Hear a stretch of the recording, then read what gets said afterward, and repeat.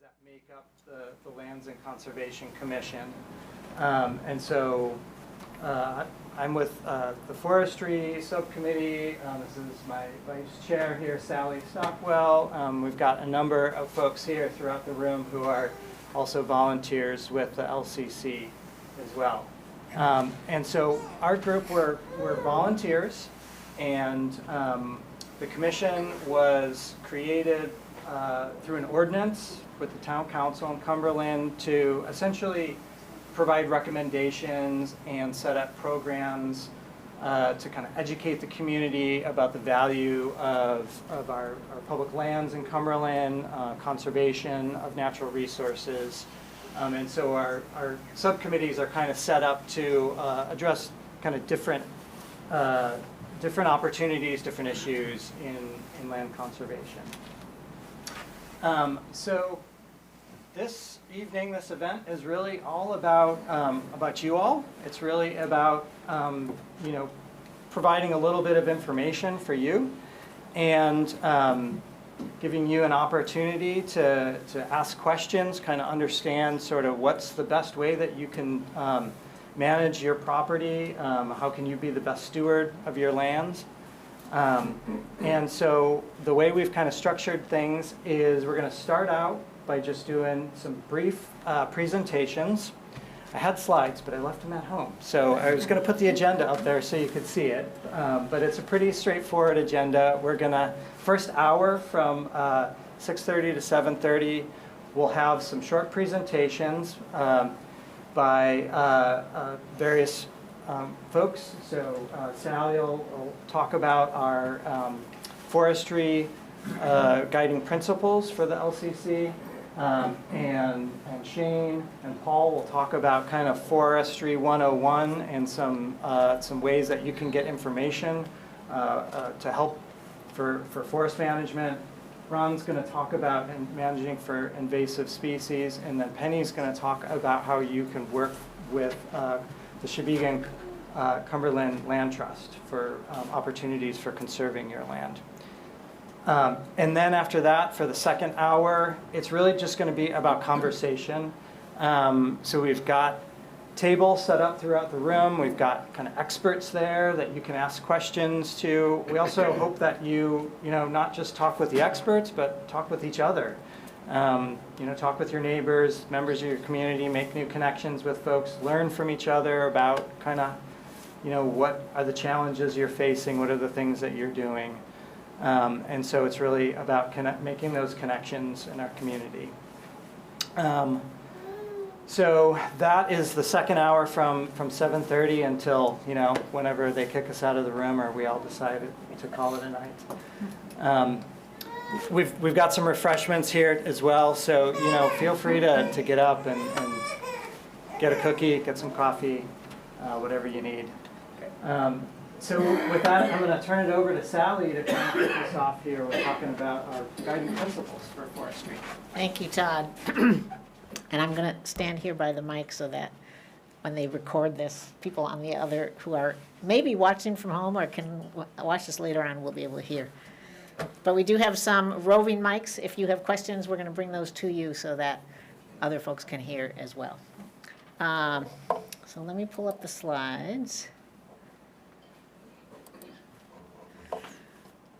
So as Todd said, we in the Forestry Subcommittee have been working for quite a few years now on trying to help the town figure out the best way to manage our town forests. And I wonder which. So I wanted to start just by saying these are the four major properties that we work with. We work with the town forest, the Rhines Forest, Twin Brook, and Knights Pond. We have developed management plans, forestry management plans for 3 of those 4 areas. At Knights Pond, we're not really planning on doing any harvesting there for a number of reasons.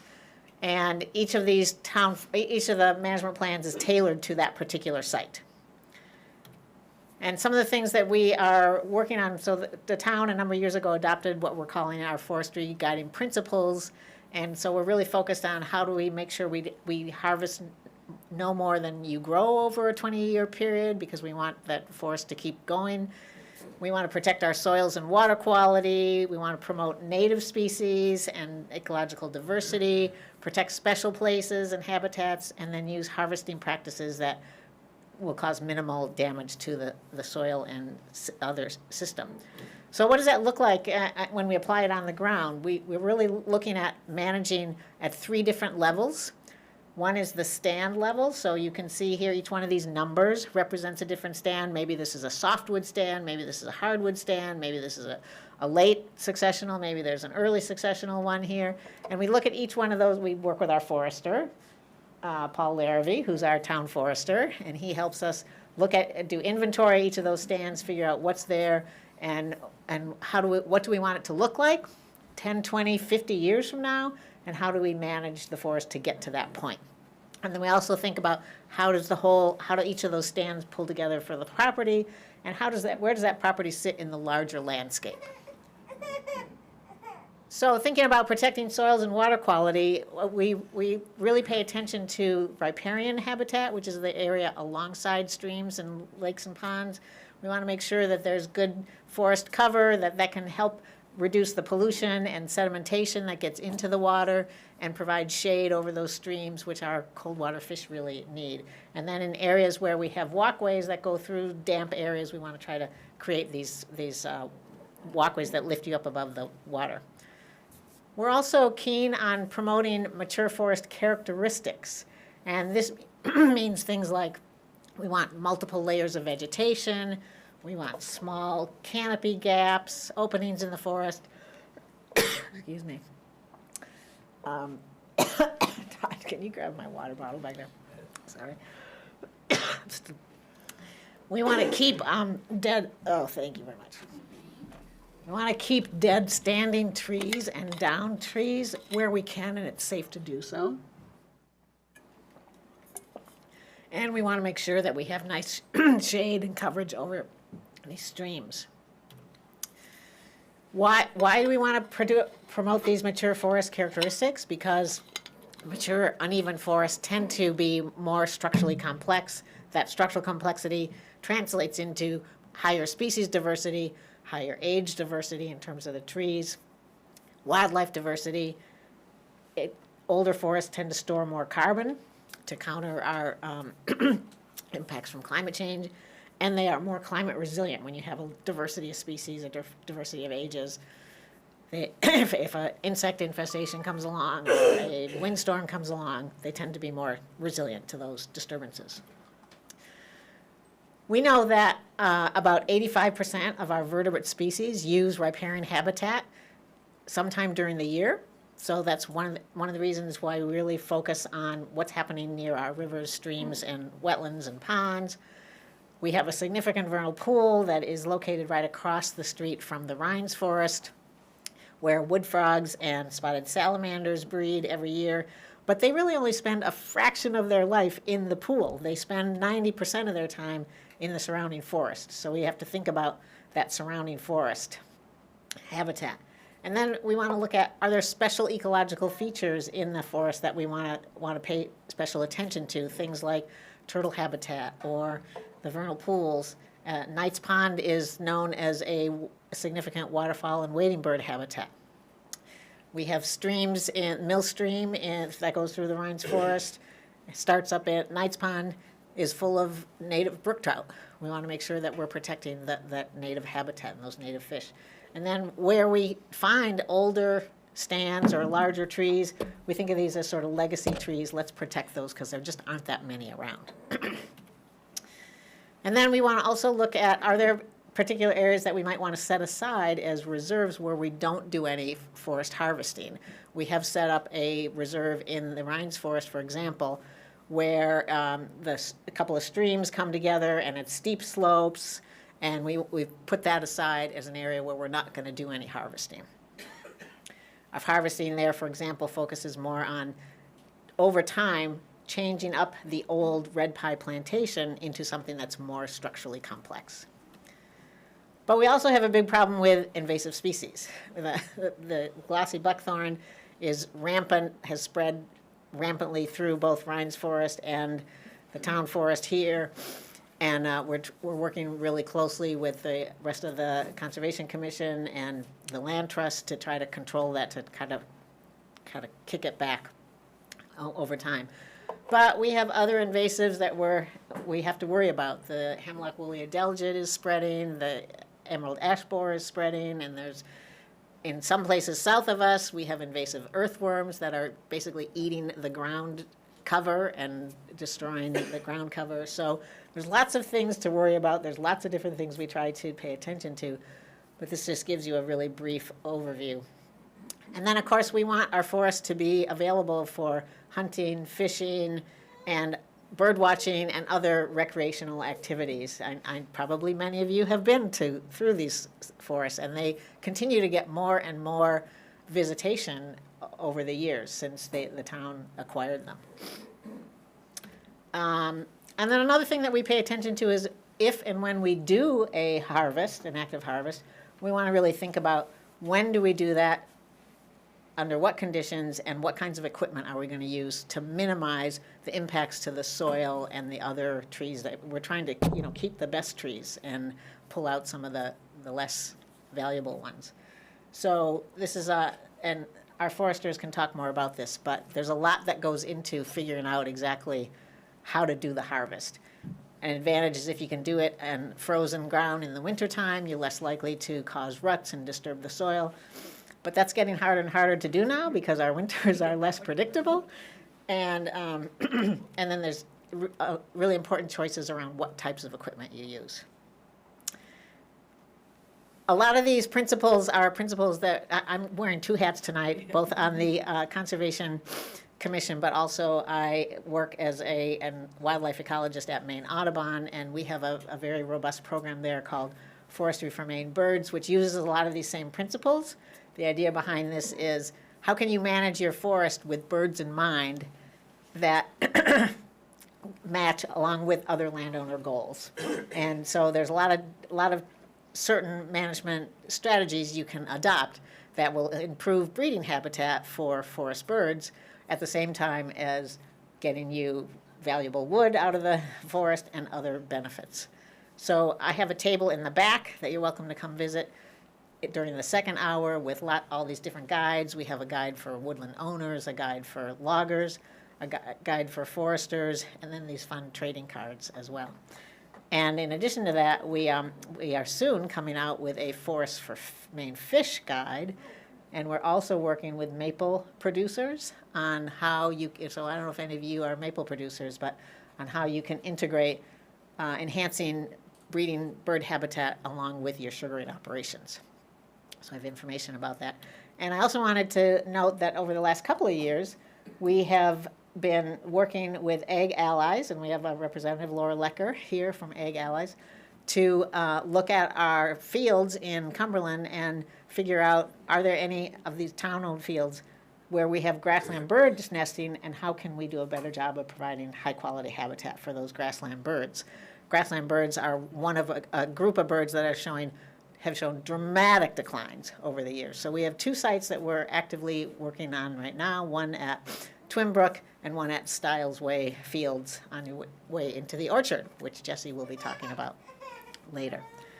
So that's all I have.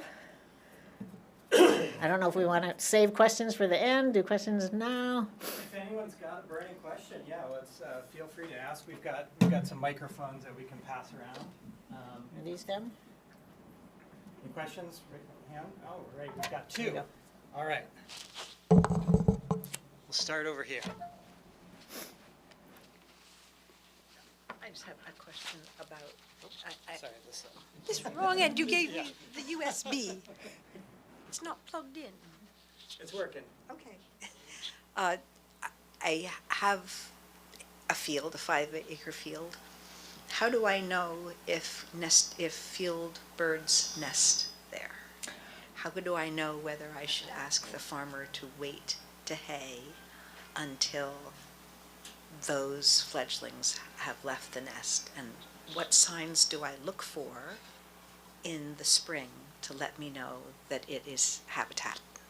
Well, Ag Allies does a great job of going out and working directly with landowners to do exactly that kind of monitoring. They've been helping us here in Cumberland on our town-owned lands to do that. And then we are going to be trained, some of us are going to be trained on how to do that ourselves going forward. So there, you have to develop the skill of being able to identify the birds that are nesting there. Are they nesting there? Are they just hanging out there? And then when are the fledglings gone? So you can talk to Laura in more detail after she's back in the back corner there. Please come back and we'll connect and we'll do a site visit for you this spring. Yeah. Sally, I have two questions. Is woolly adelgid here in Cumberland? Yes, it is, yes. So, a tree guy was Yes. at my property, thinks he saw it on one of my hemlocks, so who do I call to confirm that? I'm going to let Paul answer that, or Shane. Shane is our district forester that works for the Maine Forest Service, and he will come out to your property for free and take a look around and help you figure out if it's there and what to do. What Sally said. Did you have another question, Rod? No, the first one was answered. It's Okay, okay, great. Well, I know we have more questions. All right, let's take one more question, and then we'll go on to our next speakers here. Thank you.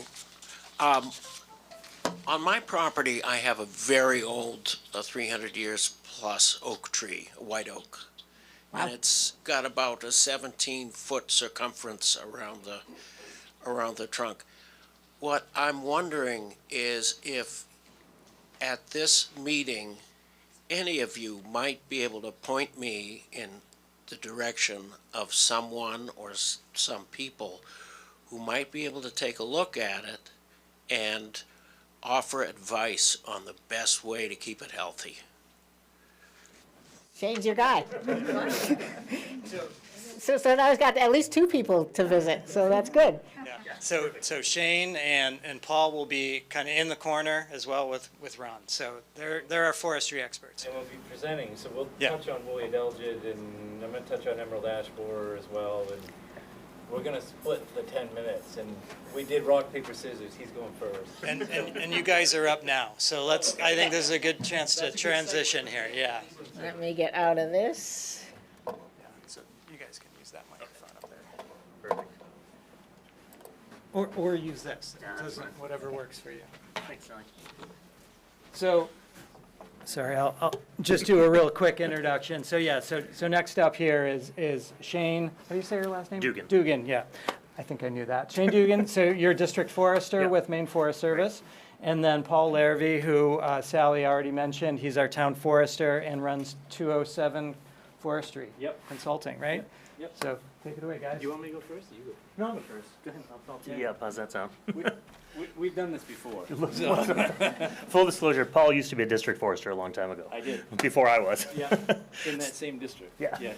So I'm Shane Dugan, I'm the district forester at Maine Forest Service. Oh, you will notice that no one goes into forestry because they love PowerPoint, so ignore that. District foresters, we're part of the education and outreach arm of the Maine Forest Service. So district foresters provide just that outreach and education to landowners, loggers, foresters, municipalities, individuals. Basically, if anyone in the state of Maine has a question about trees, forestry, forest management, or anything even slightly related, if you call Augusta, you'll get your district forester. There are a dozen of us around the state. Here's my little map. A dozen of us, now a dozen of us. I think this one has 10. There's a dozen of us around the state right now. I cover Cumberland, Androscoggin, and Saginaw counties. And so that's why I'm here tonight. And some of the things we do is I end up in classrooms from elementary school through college, talking about all aspects. We do tree ID and all aspects of forestry and forest management. When we get to the high school level, we integrate forest management and math and things like that, integrated curriculum kind of stuff. I answer questions for landowners, loggers, and foresters about silviculture, how to grow trees, how to keep trees healthy, whether they're individual trees or forests. How certain rules and laws apply, how to work in around protected resources, that kind of stuff. We also, as the district foresters, we're responsible for administering some of the rules that pertain to that. So anything that falls under the Forest Practices Act, which is an entire separate workshop all by itself, or the statewide standards for timber harvesting in the shoreline zone. That's the jurisdiction of statewide foresters. We investigate that kind of stuff and make sure that's all in compliance. We are also primarily responsible for water quality as it pertains to logging in our districts. So if the mud goes in the brook on a logging job, it's my phone that rings. So if you see mud in the brook near a logging job, call my phone. That's our priority number one. I drop everything for water quality, really important to us. We generally operate under a compliance through cooperation model. So if I show up and you have mud in the brook on your logging job, I don't write you a ticket. I say, did you see the mud in the brook? How did this happen? How do we stop it now? How do we keep it from happening later? That said, if it's the 10th time I've been on your particular logging job and you have mud in your brook still, we have regional enforcement coordinators. Paul used to be one of those too. And I get to be the white hat guy, and I hand that off to the regional enforcement coordinator, and he handles the black hat sort of work.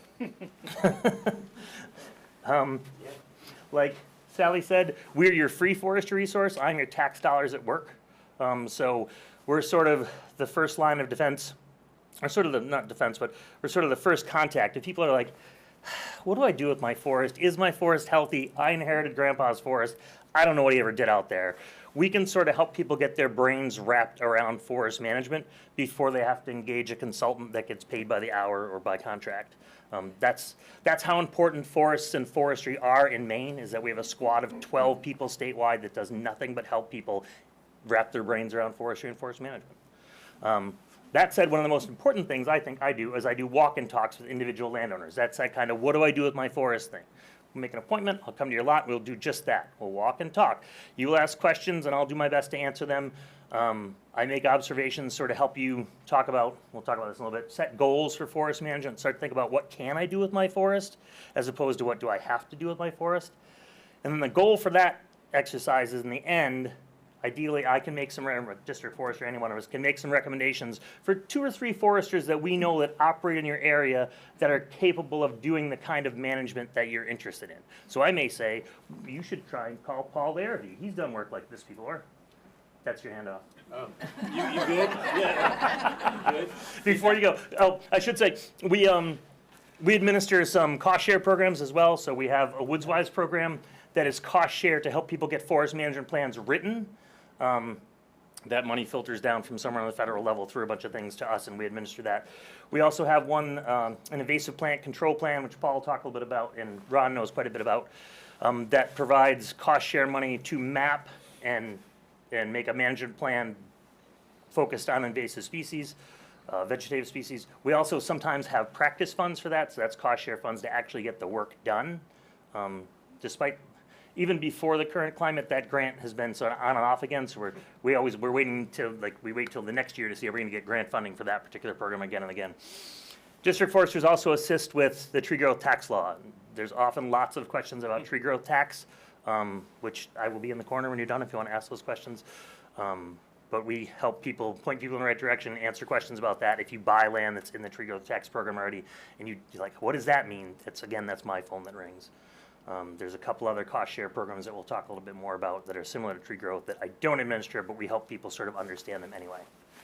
And at that point, I say, Paul can help. Okay, yeah, segue. Thank you, everybody, for coming. Oh, microphone, sorry, Mike. Yep. I like to walk around, so it's hard. So, thank you, everybody, for coming. It's really great to see all of you here. I know a bunch of you, and great to see you here. So, as Shane said, I'm a private forester. I live in New Gloucester. I grew up in Gray, so I've moved one whole town from where I grew up. So I'm very familiar with the area. I was a district forester and regional enforcement coordinator for the Maine Forest Service. I worked about 12 years for the Maine Forest Service. I got caught up in bad budgets then, and federal budgets and state budgets, and that was a rough time as well. But now I'm a private consultant, and I enjoy working with landowners all over southern Maine. A couple things. How many of you own forest land in this room? Good. Good. How many of you have a forest management plan? Yep. Okay. So opportunity, right? Opportunity. A management plan has certain elements, but it's all based on your objectives. Whatever your objectives are for your land, it's based around that. whatever goal you're trying to accomplish with your land. And as Shane said, there's funding available through the Be Woods Wise program at the Maine Forest Service or the NRCS, the local NRCS office in Maine. For here, it's the Scarborough office here. I talked with them this morning. The funding has definitely been cut. Some positions have been lost, but they are still taking enrollment for forest management plans there, if that's something you were ever interested in doing. And we can get you the contact information for that. But that management plan is kind of the first step in managing whatever definition of management yours is for your land. Wildlife may be your number one objective. Recreation may be your number one objective, or forest health. Any one of those. Every landowner I work with is a little bit different in what they expect or what they want to manage their land for. Okay, I'm a small landowner too, so I own 105 acres, okay, in New Gloucester. So I manage my land for the health of the forest, and me and my sons love to hunt. Okay, we love to hunt, so that's what I manage mine for. Having said that, I am enrolled in the tree growth tax law program. How many people are in tree growth that have forest land? Okay. All right. So for those that don't know, the tree growth tax law program is a current use tax program. Okay. It taxes your forest land based on its forest value rather than its fair market value for development, its highest and best use. Okay. You need 10 acres of forest land minimum to be enrolled. You need a management plan. And you need to recertify it every 10 years with the town. So if that's something that, I know taxes, I'm getting a lot more calls than ever about property tax increases now for landowners. As am I. Yeah. I agree. It's really, I can't keep up with it at this point. There's that many calls for management plans. And that's directly related to property tax increases, valuation increases in the municipalities. So people are trying to hold their land, but they can't cover the cost of the taxes. So I'm doing a lot more tree growth work than I've ever done right now, and my phone is ringing daily with tree growth management plans. The pros and cons of the tree growth program, and originally when we do these workshops, we usually have the assessor here to talk about the programs, but I'll talk on the tree growth program. There's also farm, open space programs as well, current use taxation programs. The tree growth program, it's a long-term commitment. And when I say that, if you ever decided that you didn't want to be in it anymore, or a piece of it didn't want to be in it anymore, you would be penalized to take that out. Let's say that if in 10 years your property's in tree growth and you want to build a house or sell a house lot, that would have to be removed from the program, and you will pay a penalty on that. It's no different with any of the other current use programs. Okay, the benefit to the farmland classification is fields can be in it. Under tree growth, only forested acres are in it. But under farmland, the forest can be in it as well. So there's pros. If you have farmland and forest, that's a good mix. That may be a good mix for you. If you're just forest land and you're not producing a farm income, tree growth tax law would probably be a good program for you. Okay, that is as quickly as I've ever done tree growth. And I should say you can switch between the three. Yep. You need to use the mic. Oh, thank you. You can switch between those three tax abatement programs: tree growth, open space, and farm, without penalty.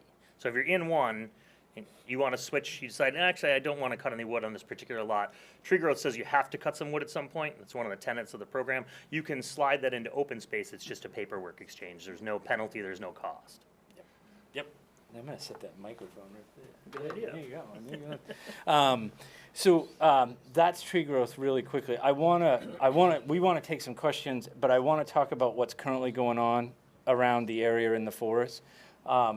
We were talking, obviously, invasive plants. Ron will speak more of that, but invasive plants have become a huge problem to forest management, and I do a lot of work on invasive plants, both planning and control. Ron's done way more than any of us, and he'll talk about control techniques and some of the things that he's working on. Invasive plants and invasive pests, okay? I'm seeing emerald ash borer everywhere now. So if you have ash on your property, you need to be looking, because I've never seen it this bad in this area. If you drive down the roads, you can see it in all the roadside trees. So emerald ash borer is here. Hemlock woolly adelgid that you brought up, I've been salvaging a woodlot all winter in Woolwich. And it died in less than a year. Okay? So hemlock woolly adelgid is here. It is in Cumberland. It is in Knights Pond. So it's in the area, okay? Just something, if you start to see problems with your hemlock, just the town or anybody, Shane, I will talk to you about it, okay? Woolly adelgid. And we have some handouts on those Yep. critters over here. Yep. It'll basically, you'll start to see it on your hemlock. It'll look like it's thinning. It'll look like the crown is getting really thin on it. And if you flip the branches up, you'll see like a white woolly mass under it, and that would be hemlock woolly adelgid. I can tell you the number one way to pick up emerald ash borer in your ash is woodpecker activity. You'll see it because they're after the emerald ash borer, okay? And you can see the blonding of the bark, and you'll notice it. You'll see something's wrong with the tree, but the woodpeckers go right after them when they're in there. Quickly, a couple other things. Boundary lines. Does everybody know where they are? Their boundary lines? Are they clearly marked? Yeah. Yeah. If you know where they are they clearly marked? Please, please, please, that's going to be, in any management plan, that's going to be the number one priority, is marking your property lines. And when we talk about marking, you can mark that, we mark them with paint when we do them for our clients. We paint the lines so that they're visible to the neighbors. Trust me, I deal with timber trespass. I deal with that in court. It is a mess if it happens. The best way to protect your property is to paint your lines, okay? One last, landowner groups, landowner associations. There's a bunch of them out there that can help you beyond us. Maine Woodland Owners Association, which used to be SWOM, if anybody's heard of that. I'm going to give a plug. For 25 years I've been involved with this program. Has everybody seen these signs? Is anybody in here a tree farmer? No? So this, if you have a management plan, this is just a sign, and this sign means that you're practicing good forestry. That's all this is, okay? It has nothing to do with the tree growth tax law program. A lot of people get this confused with the tree growth tax law program. This is just a sign of good forestry, okay? You're in a group of landowners, you get periodicals, you get publications. There is no charge to this if you have a forest management plan. There is no charge. I've been the county chair for 22 years, okay, in Cumberland County. This is actually mine, okay? So not only do I Mike. Not only am I plugging it, but I'm a member. Those real quickly, that's just some forest topics for you to think about. We are going to be here. Do you have any questions we can handle right now, either one of us, about your woodland? If not, we'll be in the room, in the back room after. Yeah. I was just wondering, my neighbor used to be in a program for rabbit habitat, brown-tailed rabbit. Are they still doing that? New England Cottontail? Yeah. Yes. Yep. And there's still programs working on early successional habitat, and a lot of that is going through the NRCS program in Scarborough, and they have field staff to help you evaluate your property for New England Cottontail and recommendations for early successional habitat. Any other questions? Right here. Similar to the question from the back, I have some trees, a handful or more, that are, I think, blue spruce, and they're thinning out from the bottom. So I'll go to the internet and I'll say, oh, there's a spruce blight or a spruce this, and I don't know if it's real or if I'm looking at the right thing or not, or if there's a resource I can find.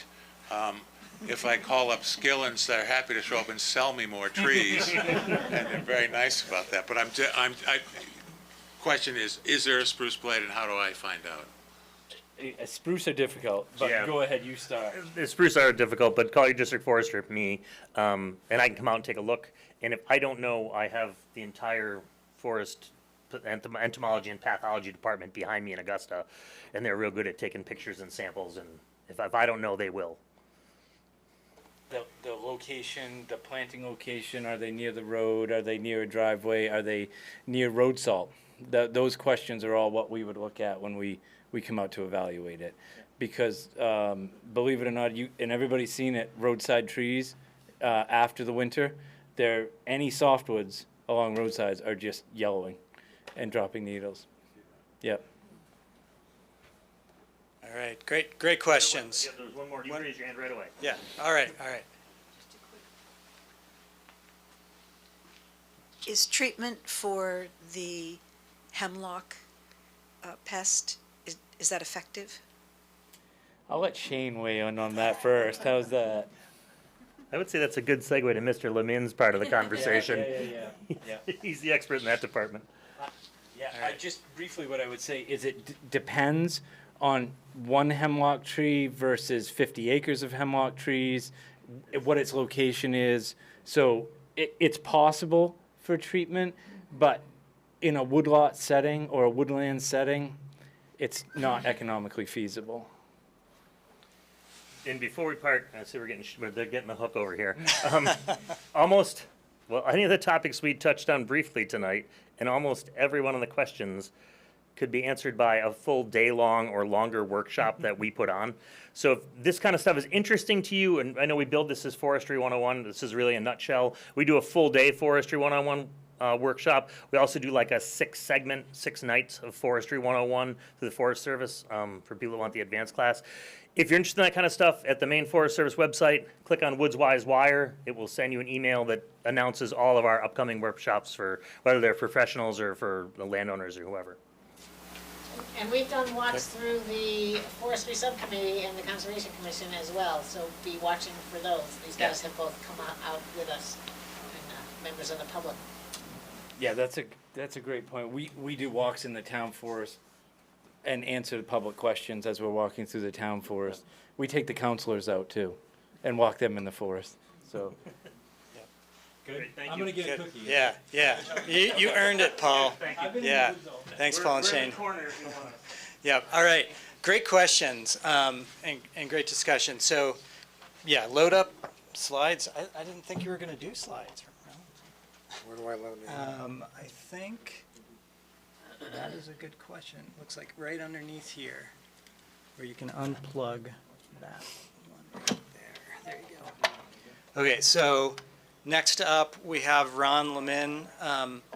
Ron is a consulting forester also. He runs RCL Services. You're out of Bangor, right? Correct, yes. I've known Ron for a few years. He specializes in invasive plant control.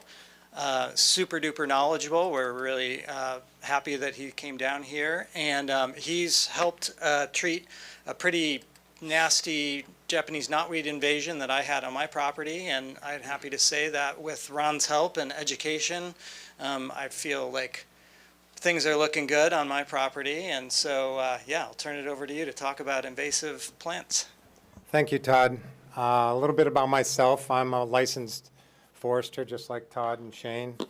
I've been a licensed forester since probably the early 90s.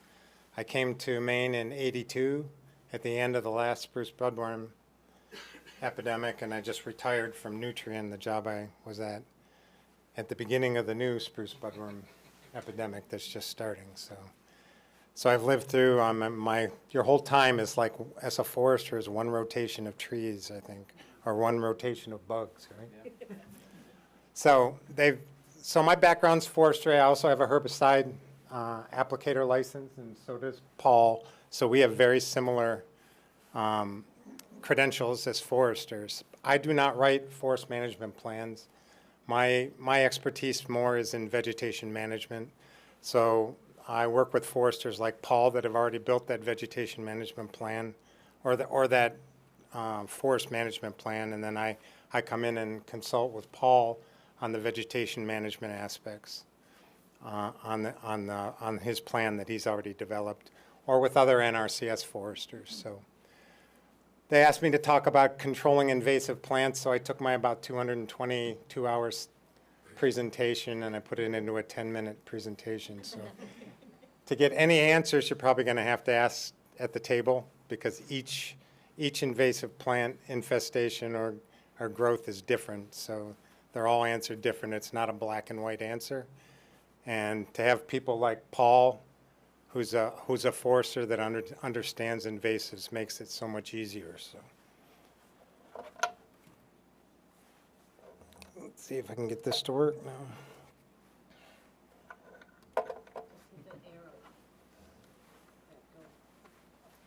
I wonder if it was because I unplugged this. That's what happened. I just hit this arrow here. No, but I unplugged the controls. Oh, I think I unplugged the wrong That's one. probably the microphone, right? there you go. All right. What's an invasive species? So this is true of anything. It's something that is non-native to our particular ecosystem. Its introduction causes or likely to cause economic, environmental, or harm to human health. So that's the definition of the National Invasive Species Council. In other words, these species usually cause more harm than good. So not, as I mentioned here, they're non-native, but for better or worse, non-native plants are part of our community. And in fact, 30% of the vascular plants in New England are non-native. So when you think of apple trees, grasses, all those are non-native plants. A lot of the vegetables we grow, they're all non-native. But they're not invasive because they're not causing any economical or environmental harm. So only a small portion of those non-native plants are invasive. Some species, some infestations are more threatening to our natural resources. And if I have time, I'll show you a few of those that at the end. But I also have a business card, so if you do have any questions, you can always come and talk to either Paul or myself, and we can talk about it. But they are on the move. There's a lot of invasive plants that are just on our doorstep that have just come into Maine. Ones we need to be aware of that aren't here yet, but with global warming, it won't be long before they're here. So why are they so successful? They're the ideal weed. In most cases, their seed have longevity, so the birds eat the berries, honeysuckle, bittersweet, and then they roost in our pine stands all night long. And what do they do while they roost? They drop the seeds into the forest floor. So they sit there for a long time just waiting for Paul to come in and do his harvest, and then it opens it up. Once they get a little bit of sunlight, then we have a problem. So they have rapid growth to the flowering stage, like glossy buckthorn. You can cut that tree in the springtime, it'll sprout and produce seeds the same year. So they're very, very, very aggressive. Very high seed output. Seeds adapted for short and long range dispersal. Vegetation, reproduction, reproduce from fragments like knotweed, Phragmites. All you have to do is mow them and take the mower down the road, and all we're doing is just spreading them down the road. So they compete interspecifically, choke out growth of other native plants, and they also have, some of them have the allelopathic effect where they produce chemicals that prevent other plants from germinating, the native plants that we want in our forest. I love this picture. It's a picture of knotweed trying to choke out Phragmites. So I don't know which one we want to win, but it just shows invasives choking out invasives. So definitely not an early detection, rapid response at this point. But so the four-pronged strategy is if we can prevent invasive plants on our woodlot, that's the best thing we can do. If you go all the way up to northern Maine in the northern forest, we're at the prevention stage in our most of our commercial forest in northern Maine. We don't have the complex invasive species that we have down here in southern Maine. So we're at the prevention or the early detection rapid response, where if they find an invasive, they can get in there and control it before it gets into the entire forest. So we have that up north, and I'm sure there's areas down here where we can still work at the prevention and the early detection rapid response stage. And then you get into control and management. If it gets really, really bad, we may not be able to eradicate that invasive plant anymore. So we get into controlling and managing. And that's where town budgets, your budget as a landowner, how much money do I have to put into this? Am I going to be able to control it or eradicate it? A lot of it has to do with the amount of money, because it's not an easy task to do, especially if you get into the restoration where you have to completely remove everything and try and start over again, and hopefully we don't want to get to that stage. So if you look at an invasive species growth curve, you have the introduction down on the bottom left where the plant comes onto your woodlot or your property, and it's probably there for 1 or 2 years until it's detected. And at that stage, it's probably easy to get in there at an early detection rapid response and eradicate that invasive plant from your property. But a lot of times, if you get a forester that comes in, does a harvest plan, comes in and harvests your woodlot, and nobody comes back and looks at it for 3 or 4 years, we're up here into the public perception of the problem where it actually occurs. The invasive plants have taken over, choked out all the native plants. We don't have any native plant regeneration. And in that case, it's going to cost a lot of money and a lot of time to try and eradicate. And eradication is probably not possible. Only control at that point. So if you look at it, the control costs are going up.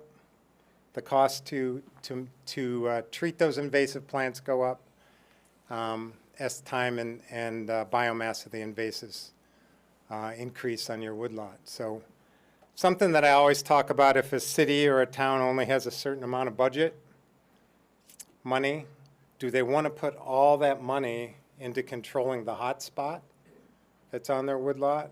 And I've talked to Paula about this a lot, is what about putting all that money into the areas where we're doing early detection or there's very few invasive plants, and then working back and saving more acres of good forest or good property for my dollar, rather than trying to eradicate and sort of move back towards the epicenter, and as you get more money, work at controlling the epicenter. But I think you get a better bang for your buck if you can move out, away from the roads, away from the travel corridors, and the other properties where everybody's planting honeysuckle and everything on their property and producing the seeds, and then bringing it back towards the epicenter. I think you get a bigger bang for your buck.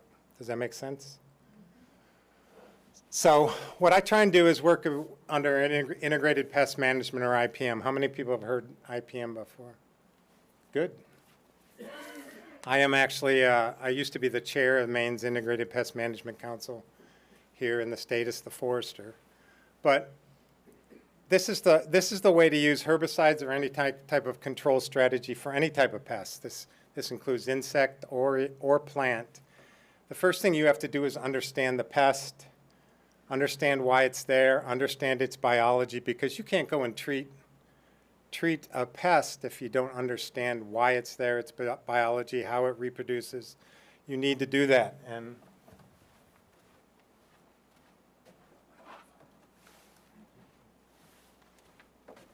there's all kinds of information out there. Like you could go to the Cooperative Extension at the University of Maine. They have little fact sheets on all the plants. You can get these off the internet now.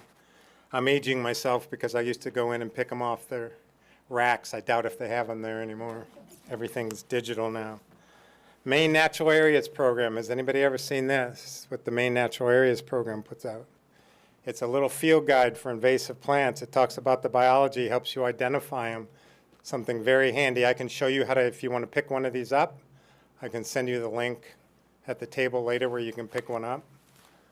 It talks about some control strategies. Most states, like here's the South Carolina one, the one that from New Hampshire. Here's another one from Massachusetts. A lot of states put out these little guides for landowners to identify and learn about the biology of the plants that they need to control. But that's important. Then you have to decide if we want to control this plant. Is there enough of this plant or this pest here that I need to control it? And if so, that involves monitoring the pest, watching it grow, and if it's growing, does it have any natural enemies? Is something else controlling it? An example of that would be brown-tail moth. Last year in Bangor, the last 2 years, we had bad brown-tail moth, and then last year natural pest removed the brown-tailed moth from the Bangor area, so we didn't have to do any treatment at all. So monitoring is extremely important. And then selecting the appropriate system of control. So cultural control would be a fantastic forest management plan, where you're doing a forest management plan to promote native plant growth, protect the native plants so the invasive plants don't get in. Mechanical control, we're doing some of that in Cumberland, where we're mowing these really heavy stands of invasives because they're 20 feet tall. So you can't go in there with herbicides and treat them because you'd have to be spraying way up into the crowns of the trees. That's crazy. That's way too much herbicide. You got drift issues. So the best thing to do is reduce it, and to do that, we do it with a mechanical. And then there's genetic control strategies, biological. There's a lot of biologicals that are being developed for invasive plants, and there's constant research going into biological controls of invasive plants, and I have a couple examples of those. And then chemical prevention. So in a lot of cases, adding 2 or 3 of these together to control your invasive pest is the best scenario, instead of just, well, let's try mechanical. If that doesn't work, then we'll try chemical. I think combining strategies is the best control strategy, and Paul's doing that here on the town woodlots also. And then evaluate your results. How well did we do? What do we need to change? This was a drought year. That process didn't work. Maybe we'll try something different next year to get the job done. So early detection. Coming up here in April and May, if you've got invasive plants on your woodlot, get out in April, early May. That's when your barberry, your euonymus, your honeysuckle, all of that starts greening up first before all the native plants. So it's a good time to find out how many invasive plants you have in your woodlot is this spring, because they're the first things to green up. This is an example, early May, honeysuckle in early April. You can see nothing else is leafed out, but the honeysuckle's starting to leaf out. So think about that. If you're doing a herbicide treatment with just a foliar active herbicide, the only way it can get into the plant is through the leaf. It has no soil residual activity. They're opening themselves up for a herbicide treatment, being a selective herbicide treatment by just treating the plants that have leaves on it and protecting the native plants. So that's one way of protecting your native plants, is attacking your invasive plants early in the summer or early in the spring before your other trees have produced leaves. Here's an example of, this is November 8th. This is in Bangor. That's a common buckthorn in the back in the tall, and then there's honeysuckle in the front. Everything else has lost its leaves. They're still holding their leaves on late in the season. Late in the season's an awesome time to go after a lot of invasive plants because they want to hold on to the leaves longer than the natives. That's one of the advantages they have, but that gives them a disadvantage in doing an herbicide treatment. So now I can go and do a foliar treatment here, protect all my native plants because they don't have any leaves anymore. So the only ones I'm going to affect are my are the plants with the leaves on them. Manual hand picking or hand pulling, that's always good. I love this picture on the left. It looks like they're out on their lunch break. They still have the little name tag on. They're still smiling, so it must be just starting into their hand pulling. But I mean, if you're a woodlot owner, you're walking out in the springtime, you walk and all of a sudden there's that honeysuckle growing. What do you want to do? You're not going to run back and get your backpack, right? The best thing to do is pick it out of the ground, pull it out of the ground, and then hang it up on a branch or a leaf, a branch or a twig in the tree and let it dry out and die. So hand pulling is perfect, especially if you're going out and monitoring. It's a good way to control that early detection rapid response method. Mowing and brush cutting. When you get into the point where everything's 8 to 15 or 20 feet tall, you can't even walk through it anymore. You may need to come in and mow it down and then attack it when it starts to resprout back. Because when you get to that point, if you wanted to do it with just a herbicide application, you're going to need mist blowers, maybe a skidder-powered mist blower where they're blowing a lot of fine mist to control those invasives. Is going to be tough. So combine it with a mowing, and then come back and treat your invasives when they're a lot lower, at waist high or lower. So then you're spraying down, minimize drift, a lot less herbicides being used than trying to treat a tall stand of invasives. And when you think about it, mowing, what happens if we go in and mow the entire forest or the understory or a field or whatever? We're taking everything out, right? Natives and it's similar to a forest fire. A prescribed burn would do the same thing. Mechanical mowing is the same thing as a prescribed burn. They're not selective at all. It's total control. And the same thing with a non-selective herbicide treatment. You go in and spray it, it controls everything, natives and invasives. So it's something that you would do when it's very, very dense. But it's something that you wouldn't want to do if you have a lot of natives and you want to try and protect those native plants. So it's more in the reclamation and heavy controls strategy. Here's an example of a mower. You can see what it looks like after they go in there. And it's not long after mowing, and you can see everything starting to want to sprout back. You're not killing anything. You're just taking the biomass off the top. This is what it looked like in the back. 20 feet tall. It's autumn olive, multiflora rose, honeysuckle. I don't know if any of you have ever tried to walk through something like that, but the first thing you're going to do is go out and find a mower before you do it. So some of the biologicals. The biological has been introduced. This is the one for purple loosestrife. It's been introduced in Maine, and it's working. My understanding is it is actively working in Maine to control purple loosestrife. It is a success story. They've produced one for mile a minute, and they've done it in Connecticut, and it's very effective on mile a minute. We've had a few instances of mile a minute coming into Maine, but I think the Maine Natural Areas Program has discovered those, and they've gone in and done an early detection rapid response on them. But it's coming. Cultural control. This is where forestry comes in. So try not to eliminate the benefit of shade.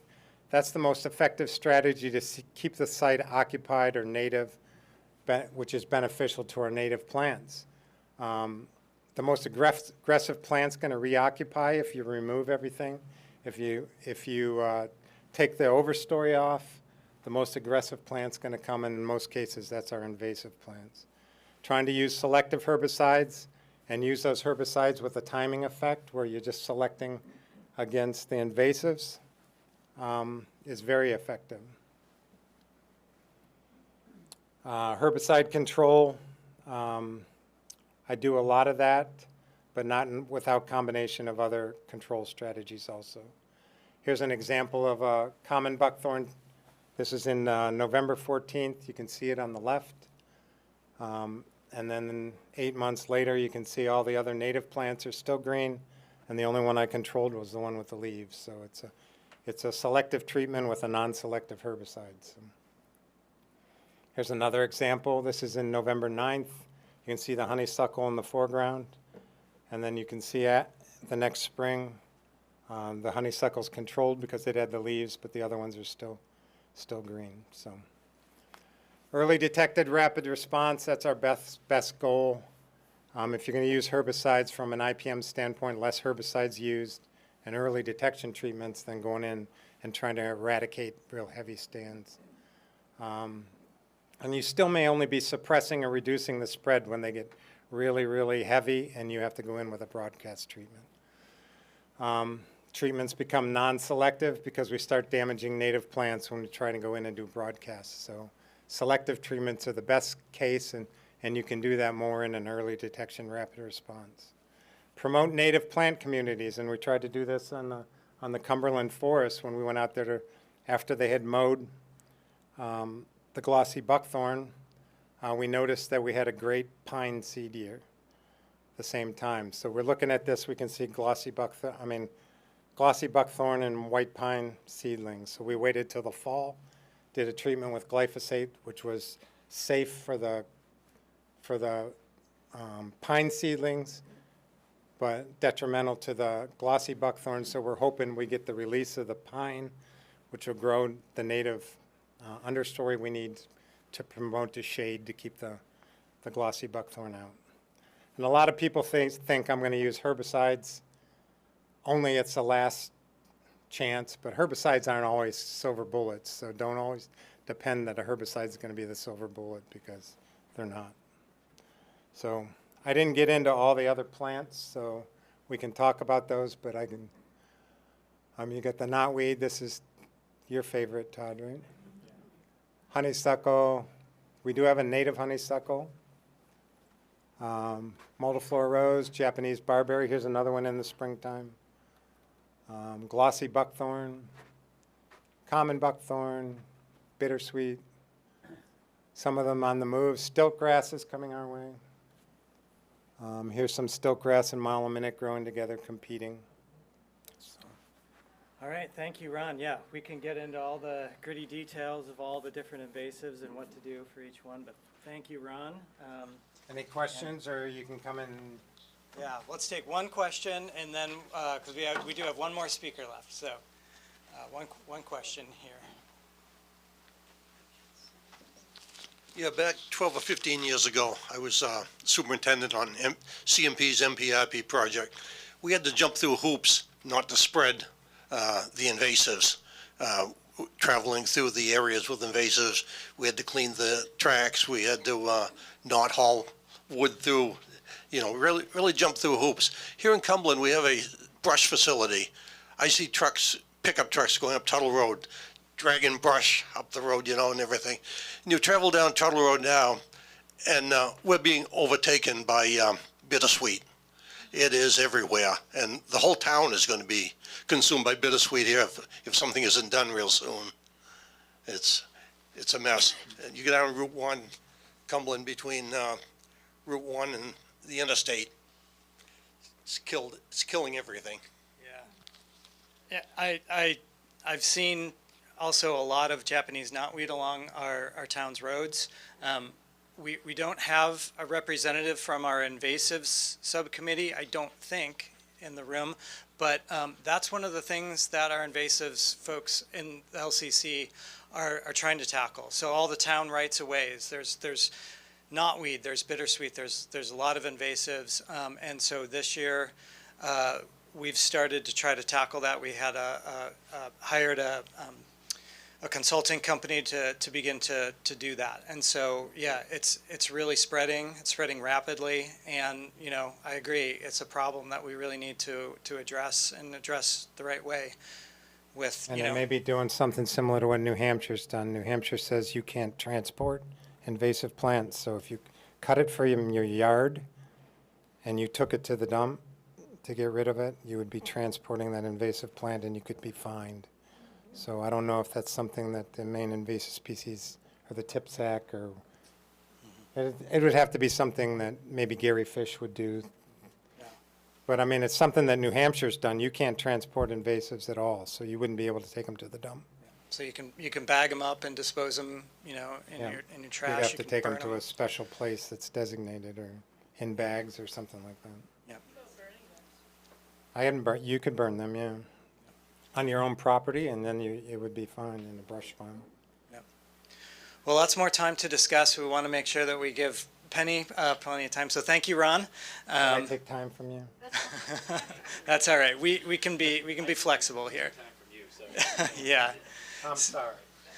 So our last speaker is Penny Asherman. Penny is Executive Director of the Chebegan Cumberland Land Trust, and she's going to be talking about options for conserving your land. So thank you, Penny.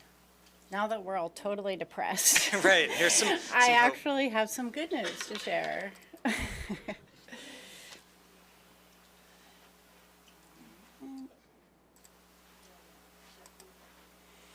Okay, So I'm Penny Asherman. I'm Executive Director of the Shebig and Cumberland Land Trust. I have with me tonight Rod Vogel in the back, who's our board president, and Stacy Cramp, who will be at our table later today. She's our membership and outreach coordinator. And I'm so excited to see you all here tonight because that means you care about your land, to come and learn about what you can do to take care of it. And I think all the presentations were super helpful and really great to hear tonight. I'm going to take it one step further. So if you're managing your property well, you love your land, but you want to do something additionally, you might be able to consider conserving your land. And that is what I'm going to chat with you about today. The arrows. No. Oh, that went to the end. That's not right.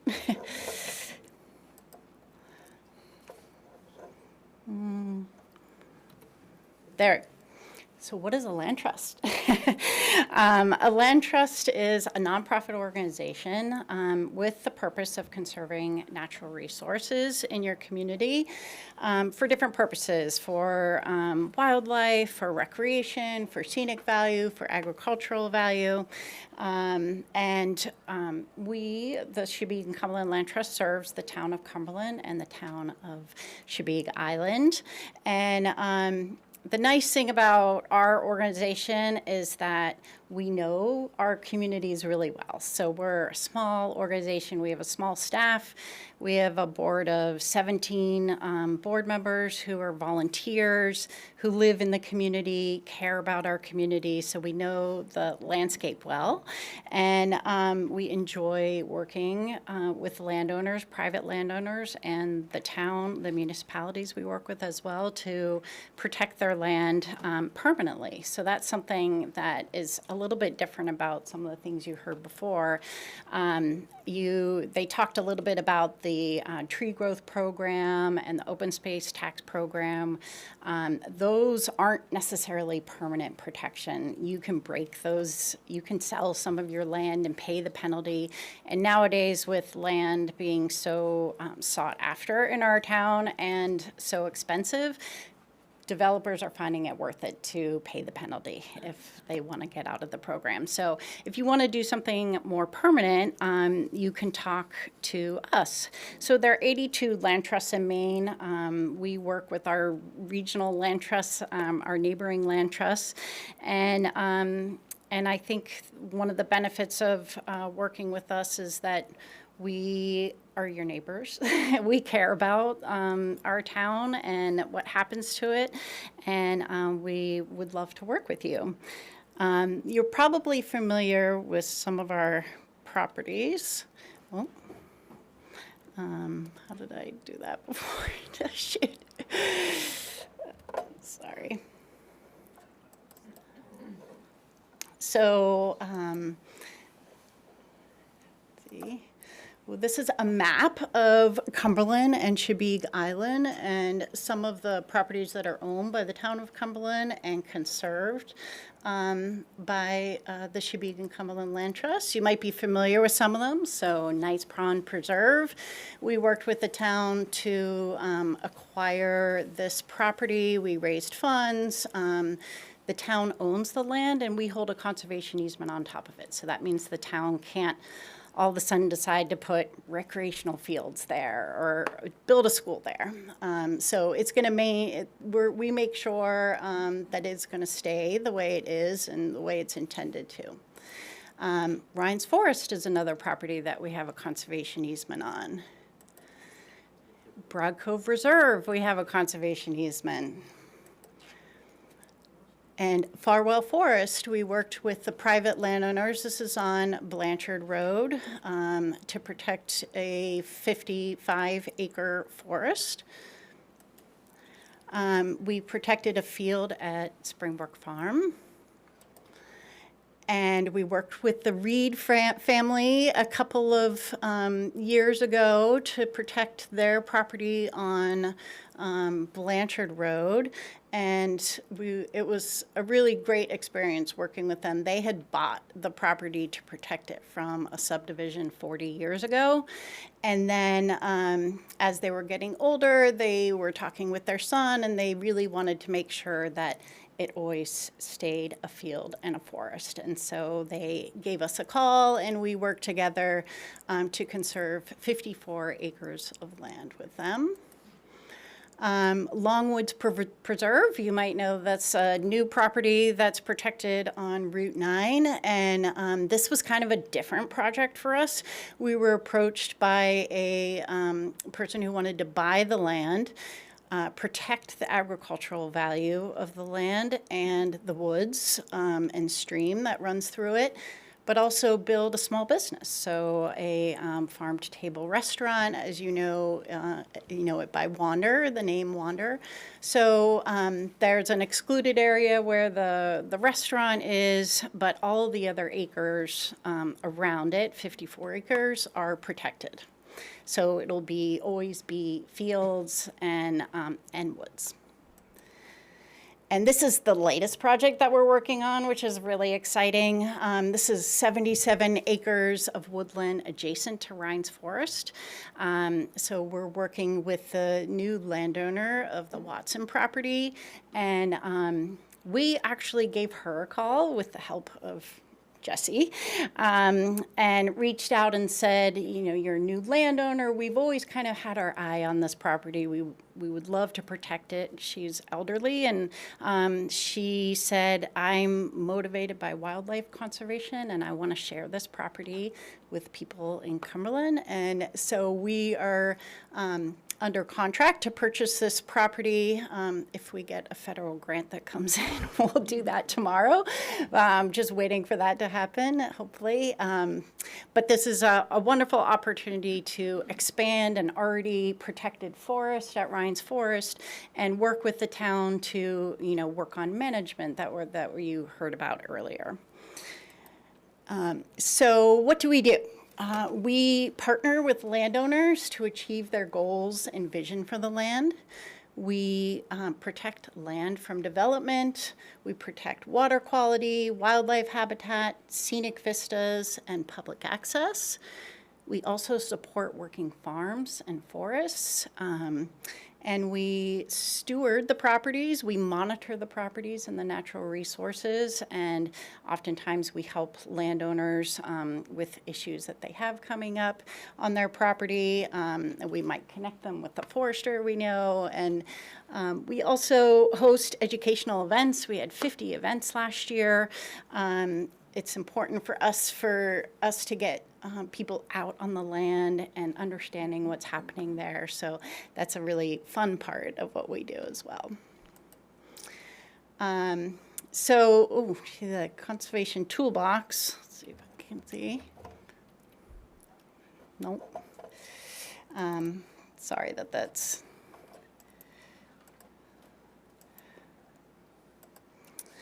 So how do we do this? There are three primary things that we do. We can do fee acquisition. So if you own your land and you want to sell it, the land trust can buy it. You can also donate it to us. So some of the properties, we have 34 properties, some of the properties that we have been donated to us. And so then we own it and we take care of it and we manage it for wildlife and other values. If you donate it to us, you can take a charitable tax deduction, which is helpful. But that is a way of making sure that your land is going to be protected forever. Another way to do that is a conservation easement. So that is an agreement between a landowner and the land trust, and you're giving the land trust some of the rights on your land, but you're still maintaining ownership of the land. So for example, if on the Reed family farm in Woods, they decided they wanted to do a conservation easement. So we purchased a conservation easement from them, and they agreed that that land won't be developed. So we have that in the agreement. So we hold the rights to not develop the land. They wanted to be able to manage their forest and do some harvesting. So that's a right that they kept. But we make sure that there's a plan that goes along with that. And so, it's an agreement. Each property is different and each property is unique. So we tailor the easements to that. The nice thing is that you're retaining ownership of the land, and we are making sure that it's protected forever. And the last opportunity is to do a trail easement. So you may be a parcel that's located between two other conserved parcels, and there's a trail that goes through it. We can hold a trail easement, making sure that there's public access permanently through the land there. So what are the benefits of selling or donating your land or a conservation easement? Generally, landowners come to us because they love their land. That's why you're all here today. And they want to preserve it for the common good. A lot of people have spent decades here in Cumberland and really care about the community and want to protect the community heritage. As you know, development is happening in our town at a pretty rapid rate, and some people want to actually, take steps to protect their land so that we preserve some of the heritage of our town. Some people just can't take care of their land anymore, and so they need help with that. The nice thing is that you could have reduced property taxes, income taxes, or state tax burdens. And that's generally not what motivates people to come see us as their number one topic, but it is a nice benefit that goes along with conserving the land. And also, the peace of mind that you know that the land trusts are going to protect the resources permanently going forward. You might have heirs that are not interested in the land or not interested in protecting the land, and you don't want to sell to a developer. So these are some of the reasons why people come to work with us. Yes, so how do you start? So one of the things that you do is that you talk to your spouse and your family about your goals and wishes and needs, and it's really helpful to do this at the beginning of the process so that everybody's sort of buying in and on board with what your goals are and your vision is.